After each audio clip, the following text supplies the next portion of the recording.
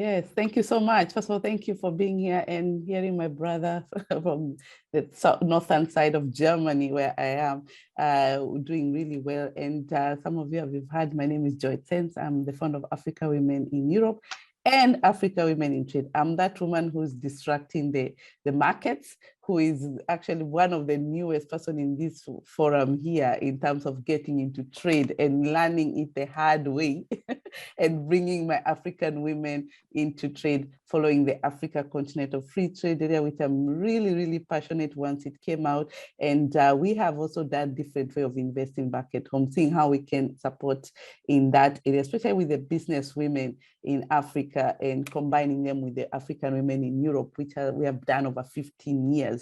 But we wanted to go back home and see what can we do. We didn't want to come in with aid, so we came in with trade. So we have already started the Africa Women in Trade, which is it's 1 year now. How we got there, we are very happy to have networking is my net worth. I have Anne telling me about legal. I have patient here telling me now you have to teach you how to bring this product here. And I'm thinking, patient, I really don't know if I can do it. Let me stay in the service sector of trade, helping, bridging people, informing people, creating spaces where they can really come and get this information. So that's where I come in trade, creating these spaces where women and who are in trade as I learn. And I hope I'll be like Wangeshi bringing a product in, but right now I'm in the service in trade. Wangeshi, I totally agree. In fact, when you were speaking, I remembered my first business or my first side hustle that I did when I was in the US. I'm very interested in fashion and jewelry. So what I would do is I'm in Los Angeles and I would import products from East Africa, from Kenya, jewelry, home decor, clothing, and sell them in the US. So I was the de facto ambassador, informal ambassador. So I see what you're saying. Pretty much it's saying you in the diaspora go in, taste of Africa, whether it's the chevra, the sausages, the chapatis, the drinks, whatever it is, you export it, you then showcase it to the community around you, they like it, and then now you start importing more. So thank you very much for sharing that, and I totally agree.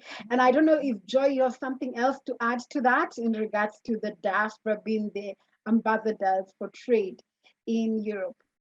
Yeah, I mean, we are African women. I don't know about, I compare because I'm able to compare with the European women because we African women, we are hustler. We always have a hustle somewhere, hustling something. I don't know any diaspora that is not doing something to do with Africa because they say they are ambassador. Either even if they're selling some jewelry small, so it doesn't matter. Sometimes they're not even making profit or anything, but just feeling you're doing something about the continent. And very recently, I started seeing before COVID came, tourism, people bringing, is part of trade, right? Bringing people from one place to another and seeing the continent, they bring a family. And we also were starting that.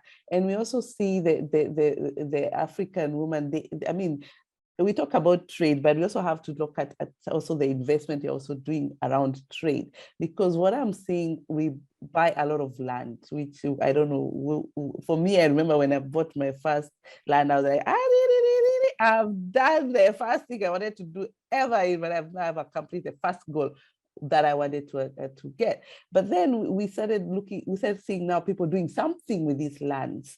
They start preparing. Somebody was telling me, I don't know what, they do businesses from far. They're having farming, they're making tomatoes, onions, they're having twig. They're away. Nowadays with the digital, you can do a lot of trade from here with your land. So in fact, the whole concept of all the African women I know on my network, and you have over 6,000 women, each one has something, but they never say it quite a lot, but they're very busy with their life. Of course, they're sending a lot of money that you say the remitters are huge sum of money. I also said the other day, because all my services, for example, are paid in. I do all my admin assistants in Kenya. My designer for flies in Kenya is cheaper and nicer as well. So these things comes quite a lot of trade that women can do. We're encouraging more constructive. I know it sounds like another kind of informal, right? We need to do it more formal. In fact, even in the diaspora, it's still uninformed because it's not a document, not written. And the good thing that we are trying to tell the diaspora right now, and something that I was also preaching, to start a business in Germany, in Africa, it's very easy. That's how I started my model. And you don't even pay taxes for it because it's zero tax. You can, all you need to do is a bookkeeping in and out. And you can put a lot of businesses in there so long as you're showing what you're doing, because the only thing, like in Germany, we don't like Black businesses. And most of the European countries allow this. You can do it legally. You have to go just to your own community register. It's actually the cheapest registration you could ever get, 15 euro for the rest of your life, probably, right? And then you have all these things that you have to send every year to the tax advisor. You sold this and this, and they don't matter what you do. They even don't have a name around it. You can put a lot of projects inside. And this will stop this kind of looking for grants and looking for support, I don't know where, and have this kind of diaspora money being invested in a proper way in the continent, in a productive, other than having dead capital. I tell my women, these lands, and I want to follow Robin as well, because my women have a lot of land. We can have a bank on that one. And I keep telling them, they give me those lands so that I can rent them out and they get a little bit of money because it's actually just dead there. They buy huge lands, I'm telling you, big pieces, and they're all just dead. And we cannot be saying that there's no land in the continent. And then the diaspora are holding all these lands. So why don't we create that bank? And I'll be following her later on. So there's so much the diaspora can do more formally. And as you said, we are sending money for more consumption. Let's do it in also a proper way that we can really see the continent growing. But I have to say, even if it's consumption, it's doing the most important thing that is needed in the continent. And if that money is not there, then we will be seeing a different continent right now than we see today. So it's also going for something very important, but we can do it in another way that it's also the little money that you're putting here in Germany, especially interest rate is zero. My dear, get money market fund. You get 8%, 10%, get the government building the road with that money.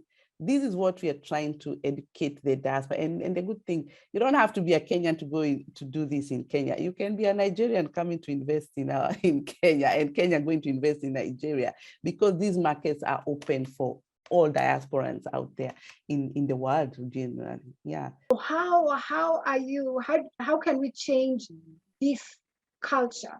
And what is it that you're doing, Joy, specifically with African Women in Trade, so that we can get more diaspora engaging in trade so that they can create wealth for themselves, just like you're creating wealth as you connect the African market to Europe? Yeah, that's a very good question. And when I got to know Patient, and I knew her even before she knew me, and I got to know her in Africa before even I met her, it's because of the whole idea of trade.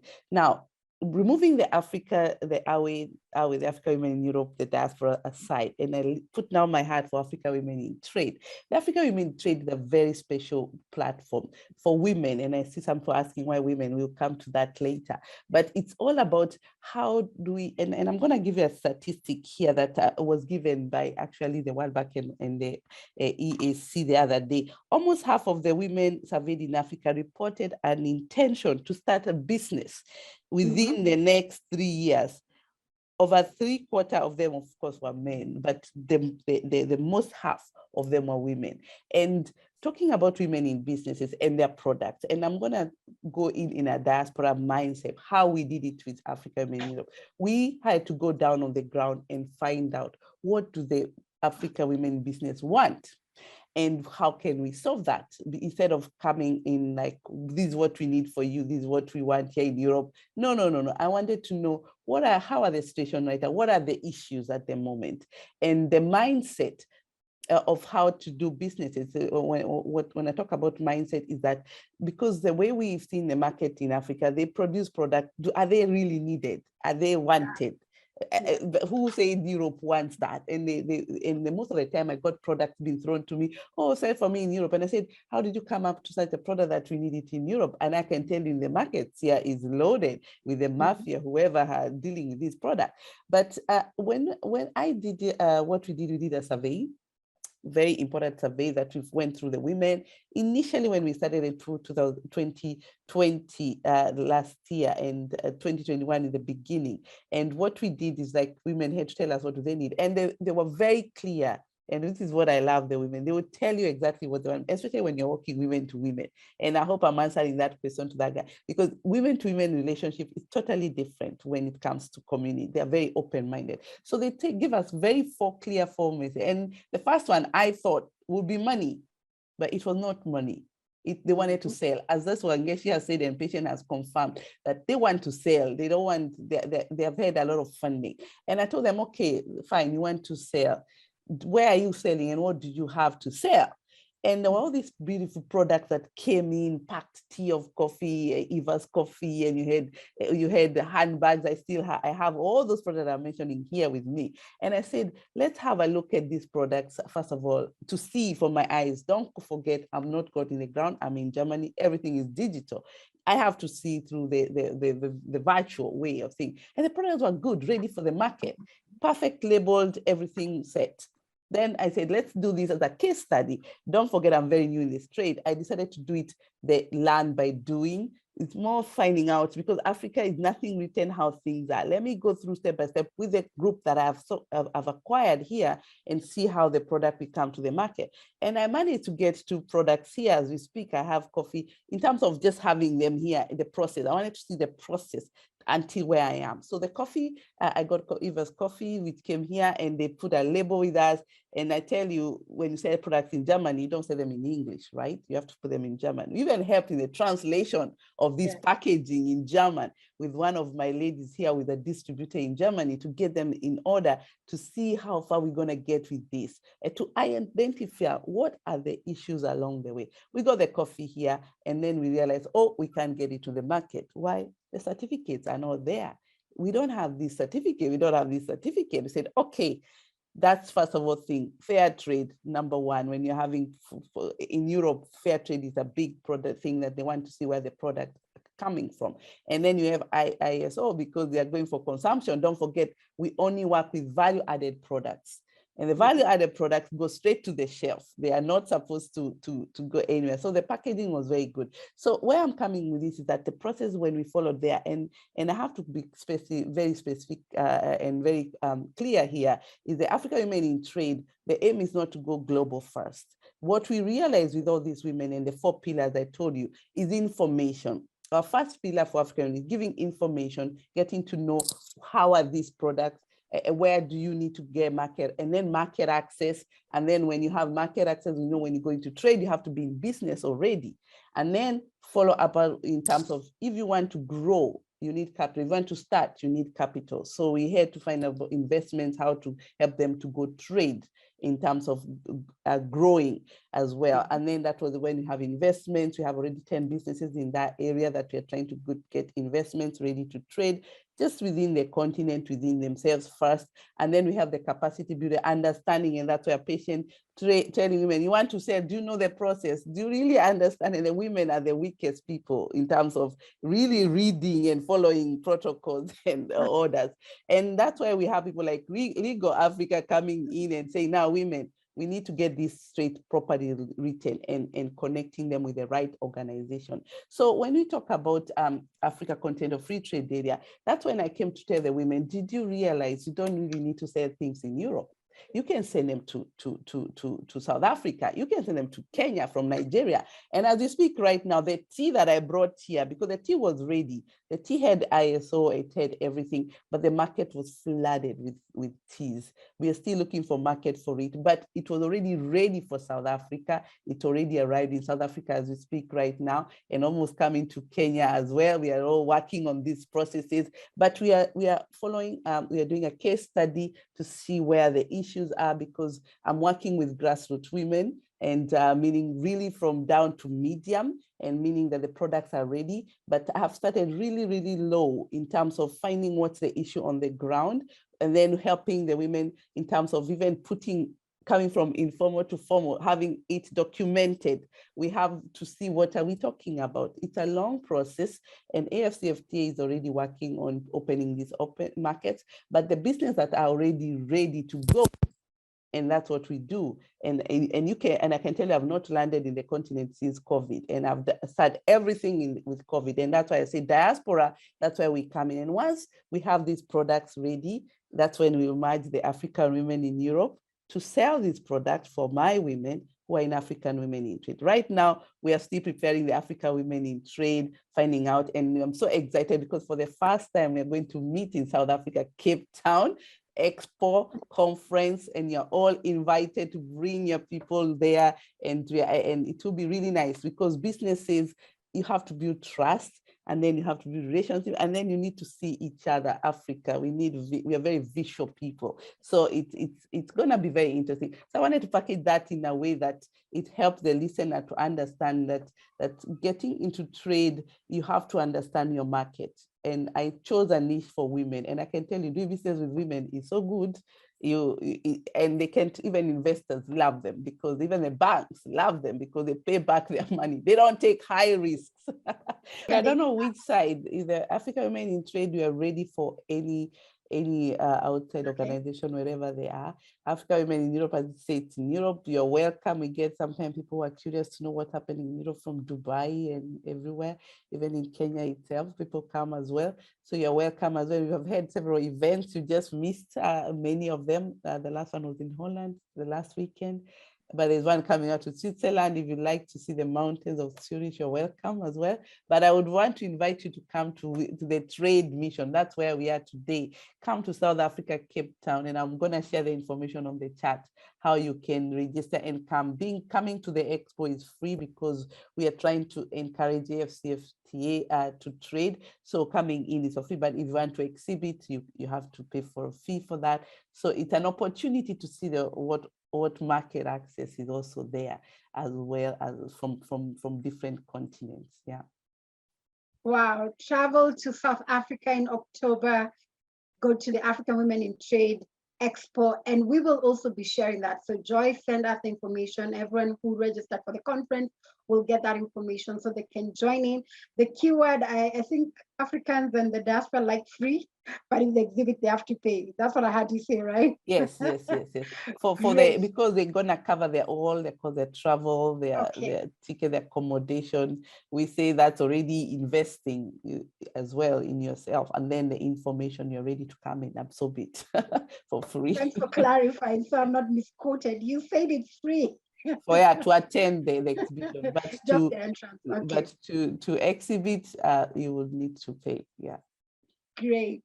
So the next question is, what do you think we need to do in regards to better business relations with the country that you are living in? Oh, you're on mute, Joy. You're on mute. That's a very good question, because when you're telling me like that, I'm seeing email from Gatia, yeah, Chamber of Commerce of I met her in Holland during the event, and we were connecting because there are so many Chamber of Commerce there from Mozambique, from also embassies in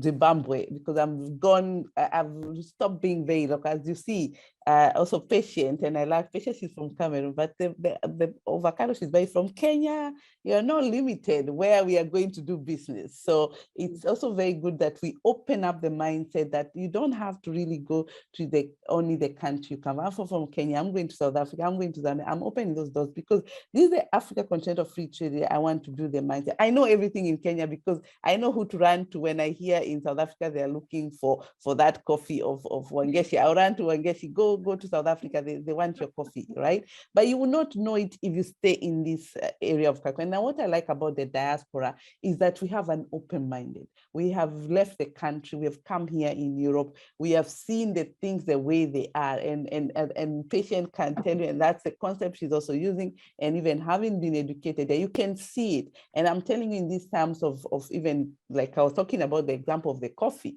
me as in diaspora, I would go to the shop and make photos of what I'm seeing. And I tell the coffee person, you know, right now in Europe, we are not having these machines that you put all powder coffee. We are all doing sachets, very quick stuff, put it in the machine, are you able to put that? And she would, how would they look like, or what's the best of packaging? Is go make photos and go quickly send the people. And that's how the diaspora, I see them coming in terms of business ideas, especially in the value added. Value added, that's where we are coming in very strongly. And we can only do it when we work together, because value added is very expensive. It's not an easy business. And that's where we have also recycling of wastage of food we have seen everywhere. The other day, I was talking to my friend in Denmark, and she was telling me she wants to add value in it. I told her, have you considered glass? Do you know how glass is made? It's made of sand. Sand is full in Africa. Why can't we make this glass that you only need, I don't know, carbon dioxide, very simple products to make glass, to be able to conserve this food that we have, like what she's talking about. She's now working on with the avocados or even tomatoes. Why should we have only season in tomato? That's when we have tomato, and everybody is selling tomatoes. Who is going to buy the tomatoes? We need to add value to that tomato, put it in a jar, cut it into pieces. We buy a lot of these. That's what we cook here. We cook with already chopped potatoes or chopped tomatoes ready to go. These are the idea of the diaspora concept. I want to bring them to everyone who is there in the diaspora. Think of value added. What is a little added? Even if it's just adding a coat around that tomato to make it stay longer, is it changing it? And also going into the industrialization. And I'm very happy I was given a book here for industrialization. I don't know, somebody gave me from the concept. It's a huge book. I'm looking forward to read on it. And it's how, because we are thinking of how to also start industrial parks, because industrial parks are the ones which are bringing value added, but we cannot do this on our own. We know where the money is, right? Because we're in diaspora, we know we have been trained, we have been actually not trained. The society has helped us to be the best person, whether you want it or not. You're organized, you put your paper in order. And if you bring your concept to any of the investors, not only the funders and the NGOs, it's easily to buy because you know the best side of both sides. Yeah, and you can sell the product really well. For me, it's working together, and that's why I was talking to my dear friend Bandy, because Kenneth Bandy, because we work very closely. But he's in Hamburg, very north, and I'm very south. Nigerians, they are very good, really, really organized here in Europe, and I'm telling you. And we need to pull us Kenyans together. And that's how I'm putting a challenge to him, to Ken. Him and I need to come back together and see how we can even open the expo. We shouldn't be having African expo being run by European when we are here. We should be the ones running these expos and making sure our African products are on the table. And our couple patient as well in Holland, come here to Germany, and we are running after this. We even communicate, like the other day, there's so many expos here. There is the one that you went, Frutica, or you didn't manage, but there's a Frutica one in Berlin. There's another one which is very huge still to go into, it was during COVID, that is very known, and see how they do it, and see how we can also do the same as diaspora. So for me, we need diaspora, and we need to come together because we have the money. Yes. And we have the SACCOs. I said we have already started our diaspora. SACCO is already running. It had a really, really challenge with the government and official in Africa. Please, governments, make it easier for us diaspora to come. We need a diaspora desk in Kenya, so that when we want to invest, we get to the right people and our work is done quickly. We really waste a lot of time with the governments, with paperwork and all that. We had a really big challenge, I have to say, with the diaspora SACCO. We are still there. We are hanging there. They've accepted us to go on as diaspora SACCO, where if we don't do investment in a directive way of developing the country, we will always be saying the consumption.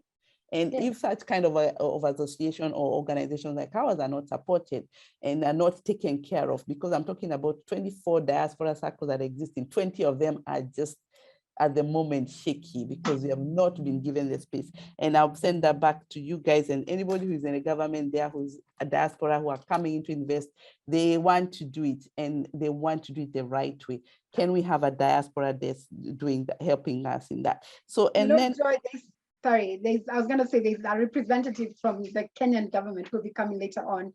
So I'll make sure that. Yes, please pass that message. It's very, it's very but I was going to say, Joy, because of time, value addition is very capital intensive. It makes no sense for the diaspora to be getting 0% in Europe or in the US, in the bank, I used to be so happy to give people 0.25% return, and yet we need the money here and you can get good returns. So it's just that we are not talking, we are not organized, we're not talking, but we could take this money and put it somewhere to get really, really good returns. So just that's one thing I wanted to mention there, because okay, Europe, we are very, okay, Brexit was put aside. So patients who are in Holland, we have this space for Europe to sit and as diaspora. So we need to make sure that we create good platform here as well to pick up where the UK left, so that we can roll the ball on our side.